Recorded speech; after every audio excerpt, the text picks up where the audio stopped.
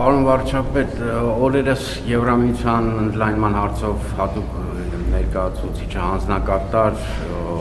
Կոսը հայտարարեց, որ պատրաստ է Եվրամիությունը Հայաստանին օժանդակել Հայաստան էլեկտրացանցերը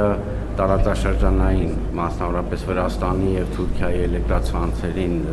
հաղորդման գծերին միանալու հարցով, կարելի է ենթադրել, որ դա նշանակում է, որ էլեկտրացանցերի կառավարման գործում մասնակցություն կարող են ունենալ նաև տարածաշրջանային երկրներ, մասնավորապես Վրաստան կամ Թուրքիա։ Գիտեք, իրական տիկին Կոսի հայտարարությունը կարծում եմ կապված է շատ կոնկրետ նախագծի հետ։ Դուք գիտեք, որ Եվրամիության հետ համատեղ ծրագիր կա,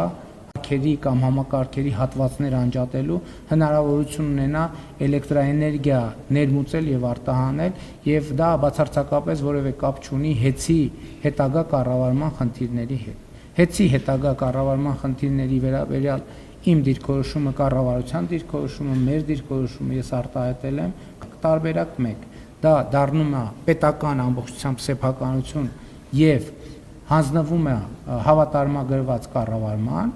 եւ երկրորդ տարբերակը, որ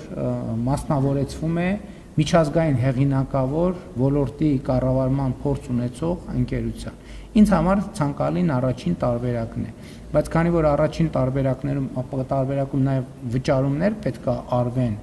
հիմա շատ բան կախված է, թե ինչ օբյեկտիվ գին կորոշվի ՀԵՑ-ի համար։ Եթե գինը